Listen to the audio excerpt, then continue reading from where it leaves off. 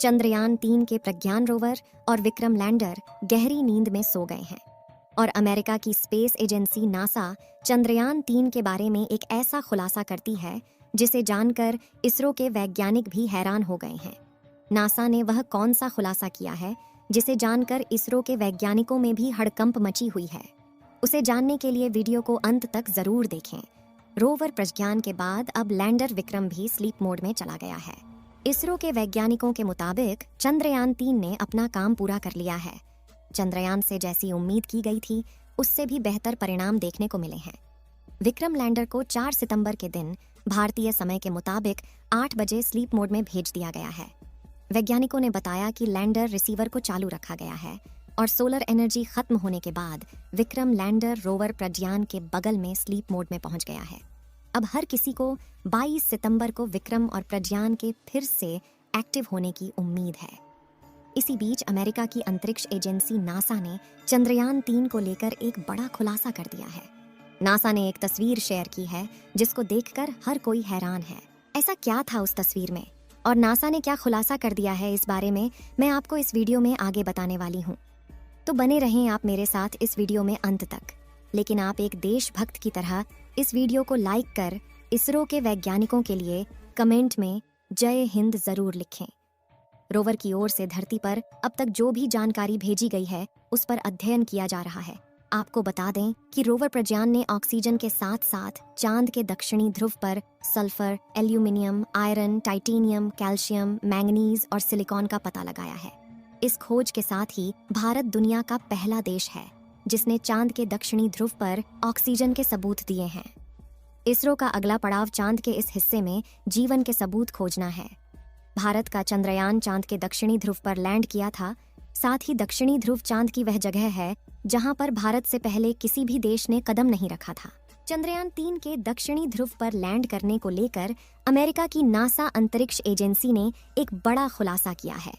दरअसल 6 सितंबर को अमेरिकी अंतरिक्ष एजेंसी नासा ने चंद्रमा की सतह पर चंद्रयान 3 के लैंडर विक्रम की एक तस्वीर जारी की है जिसे उसके चंद्र निगरानी कक्षीय में घूम रहे अंतरिक्ष यान ने खींचा है। इस समय जो तस्वीर आप लोग अपने मोबाइल फोन पर देख रहे हैं, इसी तस्वीर को नासा ने कैप्चर किया है। चंद्रयान 3 के लैंडर को तस्वीर के मध्य में देखा जा सकता है और विक्रम के चारों तरफ चमक के साथ उसकी काली छाया को भी देखा जा सकता है। दोस्तों, जब से चंद्रयान 3 के दक्षिणी ध्रुव पर लैंड करने की खबर आई थी, तब से अमेरिका का नासा उसे खोजने में लगा हुआ था। अंतरिक्ष में चांद की निगरानी के लिए भेजे गए अंतरिक्ष यानों की सहायता से अमेरिका भी चंद्रयान की एक झलक देखने के लिए बेताब हो रहा था। उसे विश्वास नहीं हो रहा था कि जिस दक्षिणी ध्रुव पर अमेरिका के खुद की उतरने की कभी हिम्मत नहीं हुई, वहां पर भारत अपना चंद्रयान कैसे सफलतापूर्वक लैंड करवा सकता है। नासा को तो इसरो का चंद्रयान महज एक कहानी लग रही थी, लेकिन 6 सितंबर को जैसे ही अमेरिका का अंतरिक्ष यान चांद के दक्षिणी ध्रुव के ऊपर से गुजरा तो उसमें लगे हाई रेजोल्यूशन कैमरों में नासा के वैज्ञानिकों को भारत के चंद्रयान 3 का विक्रम लैंडर खड़ा नजर आया। चांद के दक्षिणी ध्रुव पर भारत के विक्रम लैंडर को देख नासा हैरान रह गया। इसके बाद वह यह जानकारी जुटाने लगा कि दक्षिणी ध्रुव से कितनी दूरी पर भारत का मुसाफिर लैंडर उतरा है। नासा ने अपनी रिपोर्ट में लिखा है कि इसरो के चंद्रयान 3 ने चांद की सतह पर 23 अगस्त 2023 को अपने कदम रखे थे। यह जगह चंद्रमा के दक्षिणी ध्रुव से करीब 600 किलोमीटर दूर है। इसके साथ ही नासा ने विक्रम लैंडर की एक तस्वीर भी शेयर की है जिसमें विक्रम लैंडर नजर आ रहा है। जहां पर विक्रम लैंडर उतरा है वहां पर चारों तरफ सफेद रंग का हेलो बना दिख रहा है, जो कि लैंडर के इंजनों की वजह से उड़कर हटी हुई धूल है। अब तो नासा को भी विश्वास हो गया है कि भारत का इसरो उसे कड़ी टक्कर दे रहा है। इसरो ने भले ही चंद्रयान 3 को 600 किलोमीटर दूर लैंड करवाया हो, लेकिन दक्षिणी ध्रुव पर अपना झंडा गाड़ दिया है। इस समय जहां पर हमारा प्रज्ञान रोवर और विक्रम लैंडर मौजूद है, वहां पर घोर अंधेरा छाया हुआ है। विक्रम लैंडर अब बिना सूरज की रोशनी के है और वह चांद पर फैले अंधेरे में सो चुका है। लैंडर और प्रज्ञान रोवर के सारे पेलोड बंद कर दिए गए हैं। सिर्फ लैंडर के रिसीवर को चालू रखा गया है ताकि वह दोबारा से जगाया जा सके।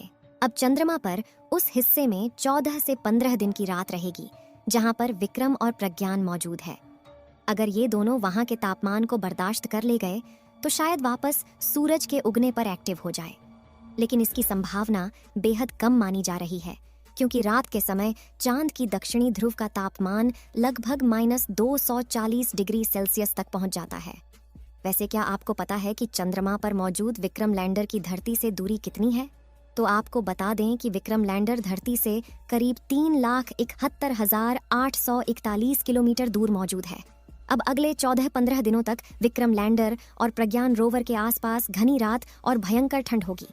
तापमान -240 सेल्सियस से और भी नीचे जा सकता है। ऐसे में विक्रम और रोवर के उपकरणों के साथ ही बैटरी के भी खराब होने का खतरा बना हुआ है। लैंडर और रोवर अगर यह सर्दी बर्दाश्त कर लेते हैं तो 14 से 15 दिन बाद सूरज उगने पर उनके सोलर पैनल के जरिए चार्ज हो सकते हैं। रोवर प्रज्ञान को चांद पर इसरो ने इस तरह पार्क किया है कि जैसे ही 22 सितंबर को सूरज की पहली किरण चांद पर पड़े तो रोवर की सोलर पैनल को भी सूरज की रोशनी मिल सके और वह दोबारा उठ सके।